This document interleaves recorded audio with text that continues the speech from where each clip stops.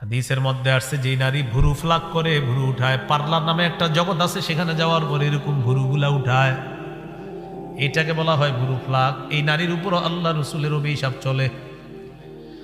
ভুরু যারা উঠাইতেছে তারা আপনারই কন্যা, আপনার বোন, তারা আপনার স্ত্রী। এই যে তারা এই কাজটা করতেছে, অভিশপ্ত কাজ, তাদেরকে বুঝান তুমি যেই কাজ করতেছো এটা আল্লাহর অভিশাপ, এটা নবীজির অভিশাপ আছে, এই অভিশপ্ত কাজ তুমি করবা না। তাদেরকে বুঝান এটা অভিশপ্ত কাজ, এই কাজে আল্লাহ অভিশাপ দেয়, রসুল অভিশাপ। এর মধ্যে একটা আছে কালার করা। কি করা? আল্লাহর সৃষ্টির পরিবর্তন করে ফেলে চুলের।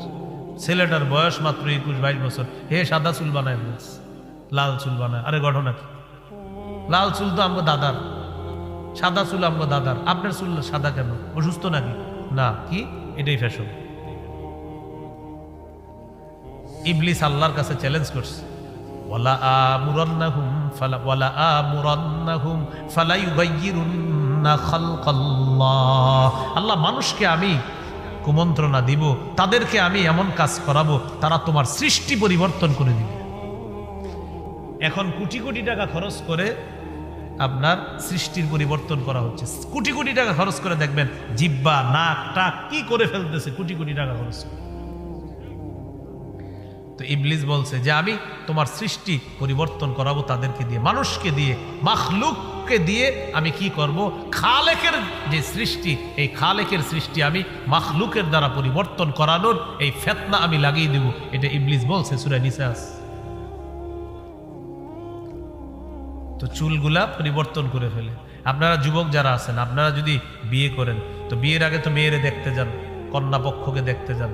তো দেখতে যাওয়ার পর যখন কন্যা আপনার সামনে আনবে, আনার পর যদি দেখেন খালি চুল লাল বা সাদা, বলবেন কি দাদি আপনার নাতনি কোথায়?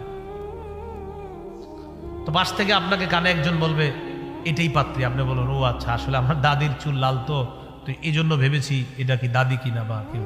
শরম লজ্জা থাকলে জীবনে আর চুল কালার করবে না।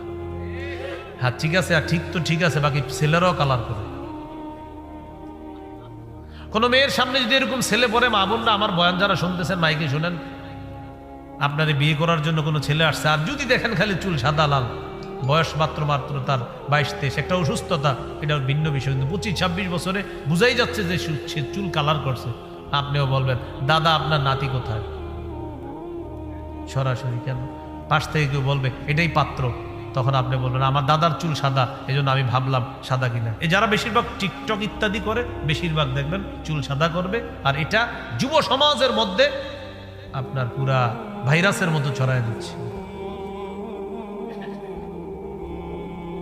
তো এগুলো আমরা করব না, বলেন ইনশাআল্লাহ। এই 31শে ডিসেম্বর, কালকের পরের দিনই দেখবেন মানে এমন অনেকের এমন অবস্থা, কি ভাই আপনার কি হয়েছে, কি যে হয়েছে বুঝতেছি না, এরকম একটা অবস্থা। কি পাগল হয়ে গেছেন? আসলে কি যে হয়েছি এটাই বুঝতেছি না, এরকম একটা ভাবসাব থাকবে। মানে হে যে কি করবো, মাইরেও লাইতে পারে আপনার, এরকম একটা ভাবসাব।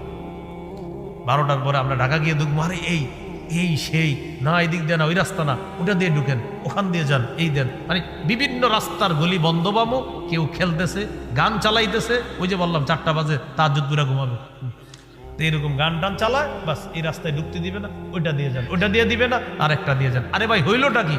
ও পাগল হয়ে গেছে। এগুলো 3 নাম্বার টেটু আঁকা। 4 নাম্বার আতশবাজি করা। আতশবাজি শুধু যে হ্যাপি নিউ ইয়ারকে কেন্দ্র করে হয় তা না, এটা বিয়ের সময়ও হয়, এটা গায়ে হলুদের সময় হয়, এটা ঈদের আগের রাতেও হয়। এগুলা করবেন না। আপনি যখন 4-5 জন আতশবাজি ফুটাবেন, এলাকার যে মুরব্বীরা শুয়ে থাকেন আপনার লাভ দিয়ে ওঠে, কিরে বাবা দেখতো কি হয়েছে, ভয় পায়। বাচ্চা সন্তান ছেলে মেয়ের লাভ দিয়ে ওঠে, কি হলো, মা বাবারে জড়ায়া ধরে, ভয় পায়। সূরা আহজাবের 58 নম্বর আয়াতে আল্লাহ বলেন, ওয়াল্লাযীনা ইউযুনাল মুমিনিনা ওয়াল মুমিনাতি বিগাইরি মাকতাসাবু ফাকাদ ইহতামালু বুহতানাও ওয়া ইসমাম মুবিনা।